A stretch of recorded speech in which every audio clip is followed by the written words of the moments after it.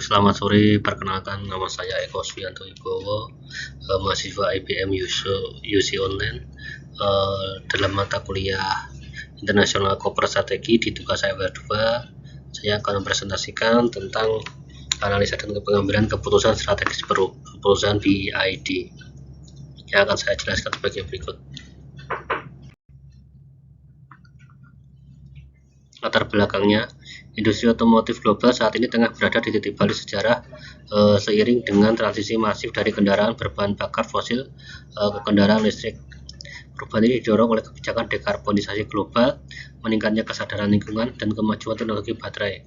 Di tengah dinamika ini muncul kekuatan baru yang menggeser dominasi pemain lama. BID atau Build Your Dreams sebagai perusahaan yang berawal dari produsen baterai, BID telah bertransformasi menjadi raksasa otomotif yang tidak hanya menguasai pasar Tiongkok, tetapi juga mulai mendominasi panggung dunia. BID merupakan perusahaan multinasional yang berbasis di Shenzhen, Tiongkok, dengan fokus pada solusi energi bersih. Fenomena paling menarik dari BID adalah keberhasilannya melampaui volume penjualan global pesaing utamanya dalam waktu singkat. Pada tahun 2023-2024, BID mengambil langkah strategis yang sangat krusial, yaitu meletakkan ekspansi agresif ke pasar Eropa.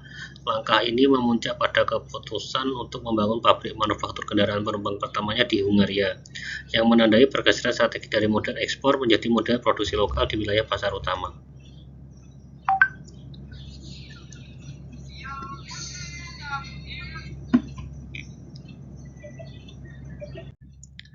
Selanjutnya adalah pengambilan keputusan strategis. Yang pertama ada strategi tingkat bisnis cost leadership pada materi sesi 5 di modul 2. Yang kedua adalah inovasi menjadi trendsetter dan social entrepreneurship di materi sesi 7. Itu adalah rekomendasi strategi keputusan BID. Pada strategi tingkat bisnis cost leadership di materi sesi 5 modul 2, yang pertama tentang strategi saya yaitu definisi dan fokus utama. Yang kedua cara mencapai kepemimpinan biaya. Yang ketiga adalah keunggulan strategis. Yang keempat adalah risiko strategi cost leadership. Berdasarkan teori Michael Porter, BID menerapkan strategi kepemimpinan biaya cost leadership. BID memiliki tingkat integrasi vertikal yang sangat tinggi. Mereka memproduksi baterai sendiri atau blade baterai semikonduktor hingga motor listrik. Hal ini memungkinkan BID memiliki struktur biaya yang jauh lebih rendah dibandingkan pesaingnya di Eropa, seperti VW atau Renault. Teori ini dipilih karena menjelaskan keunggulan kompetitif utama BID dalam memasuki pasar baru. Tanpa keunggulan biaya, sulit bagi pendatang baru untuk bersaing dengan merek-merek otomotif Eropa yang sudah mapan selama puluhan tahun. Strategi kepemimpinan biaya atau cost leadership adalah salah satu pendekatan utama digunakan organisasi untuk memperoleh keunggulan kompetitif dengan menjadi produsen berbiaya rendah di industrinya. Berikut ini adalah penjelasan rinci mengenai strategi cost leadership. Yang pertama yang akan saya jelaskan adalah definisi dan fokus utama. Strategi ini berfokus pada efisiensi operasional yang sangat ketat. Tujuannya adalah untuk menghasilkan produk atau layanan dengan struktur biaya yang lebih rendah dibandingkan dengan pesaing. Dengan biaya produksi yang rendah, perusahaan memiliki dua pilihan strategis, yaitu menaruhkan harga yang lebih rendah dari pesaing untuk merebut pangsa pasar. Yang kedua adalah menjual dengan harga rata-rata pasar namun memperoleh margin keuntungan yang lebih besar. Yang kedua, strategi saya adalah cara mencapai kepemimpinan biaya.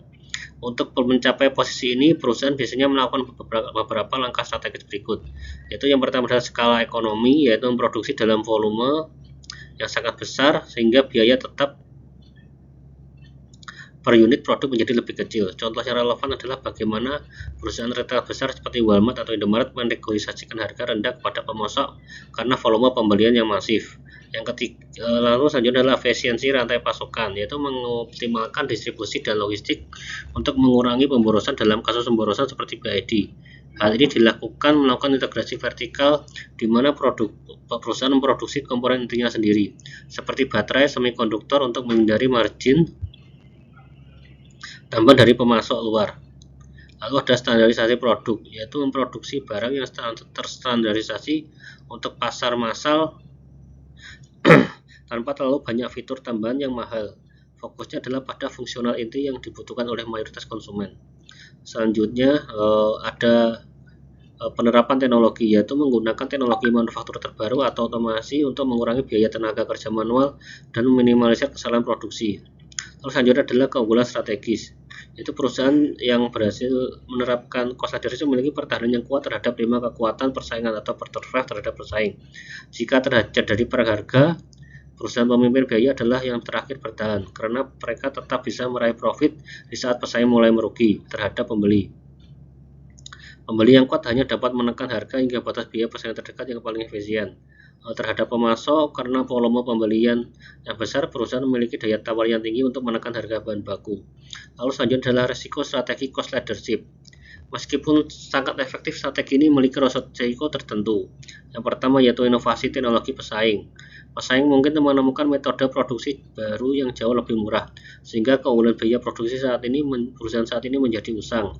Yang kedua adalah pengabaian kualitas atau layanan, yaitu terlalu fokus pada pemangkasan biaya dapat membuat perusahaan mengabaikan perubahan selera konsumen yang mulai menginginkan kualitas lebih baik atau fitur unik atau diferensiasi. Selanjutnya ada imitasi. Pesaing dapat dengan mudah meniru metode efisiensi yang digunakan jika tidak dilindungi oleh paten dan atau kompleksitas profesional.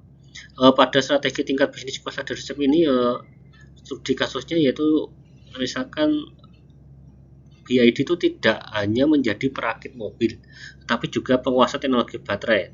Dengan produksi baterai sendiri yang merupakan komponen termahal dalam kendaraan listrik, BID secara otomatis memangkas biaya yang harus dilakukan pesaingnya untuk membeli baterai dari pihak ketiga. Hal inilah yang memungkinkan BID menjual kendaraan listrik dengan harga yang sangat kompetitif pasar global. Selanjutnya adalah inovasi menjadi trendsetter dan social entrepreneurship. BID memilih untuk menjadi trendsetter dalam teknologi baterai LFP lithium iron phosphate. Melalui inovasi baterai, mereka berhasil mengatasi masalah keamanan baterai yang sering terbakar, sehingga memaksa produsen lain untuk mengikuti standar keamanan mereka. Teori ini dipilih karena pada materi sesi 7 di modul 2 menekankan kapan harus perusahaan menjadi pelopor. BID membuktikan bahwa menjadi first mover dalam teknologi baterai yang aman memberikan kepercayaan instan kepada konsumen global saat mereka memasuki pasar baru. Berikut ini analisis rinci yang mengenai penerapan inovasi sebagai trendsetter dan social entrepreneurship pada BID. Yang pertama adalah menjadi trendsetter atau the blade baterai dan EVU Text. Dijelaskan bahwa trendsetter menjadi sebuah organisasi harus berani menjadi pelopor dalam inovasi untuk memenangkan pasar. BID melakukan hal ini melalui beberapa langkah kunci, yaitu disrupsi teknologi baterai. Lalu yang kedua adalah menentukan waktu yang tepat, first mover advantage. Lalu yang kedua adalah social entrepreneurship atau wirausaha sosial pada BID. Sesuai dengan ciri-ciri social entrepreneurship dalam modul 2 yang yaitu berfokus pada dampak sosial, inovatif, dan berkelanjutan, BID menjalankan misi sosial yang terintegrasi dalam model bisnisnya. Yang pertama adalah misi lingkungan, yaitu visi utamanya BID adalah mendinginkan bumi sebesar 1 derajat Celcius. Ini bukan sekadar slogan, tetapi misi sosial untuk mengatasi masalah perubahan iklim dan polusi udara melalui elektrifikasi transportasi massal atau bus listrik dan monorail. Solusi untuk masalahnya kedua adalah masalah komunitas, yaitu BID menerapkan konsep social entrepreneurship dengan mendominasi pasar bus listrik global. Mereka membantu kota-kota besar di dunia termasuk Indonesia dan Eropa untuk mengurangi emisi karbon dan transportasi publik yang berdampak langsung pada kesehatan masyarakat. Lalu yang ketiga adalah keberlanjutan bisnis dan sosial. BID menggabungkan profitabilitas dengan solusi lingkungan. Mereka membuktikan bahwa menyelesaikan masalah lingkungan emisi CO2 dapat menjadi model bisnis yang sangat menguntungkan. Selanjutnya ada circular economy atau daur ulang baterai. Sebagai bagian dari tanggung jawab sosial, BID mulai mengembangkan sistem daur ulang baterai untuk memastikan bahwa limbah baterai tidak merusak lingkungan, yang merupakan perwujudan dari keberlanjutan jangka pandang. Untuk kesimpulan dari sini, dalam BID itu tidak menunggu pasar terbentuk. Mereka membantu pasar dengan teknologi baterai yang lebih aman dan terjangkau. Dan mereka tidak juga mengejar profit, tetapi menjadikan masalah lingkungan global atau pemanasan global sebagai peluang bisnis utama yang memberikan dampak positif bagi masyarakat luas. Penerapan kedua konsep ini membuat BID memiliki nilai tambah atau value add yang kuat di mata investor dan konsumen dunia yang kini sangat peduli pada aspek ESG, environmental, social, and governance. Tantangan utama terkait nilai strategis dan posisi global. Selanjutnya adalah rekomendasi strategi perusahaan BID. Meskipun saat ini BID memimpin dalam biaya melalui integrasi vertikal dan global, menunjukkan adanya tantangan pada rantai pasok bahan mentah dan meningkatnya biaya energi. Yang pertama adalah strategi tingkat bisnis berlanjutan. Strateginya yaitu integrasi vertikal hulu atau upstream. Yang kedua ada penerapan sirkular ekonomi daur ulang. Yang ketiga adalah membangun lock-in effect melalui ekosistem digital. Selanjutnya adalah rekomendasi adalah social entrepreneurship atau dampak global yang berkelanjutan.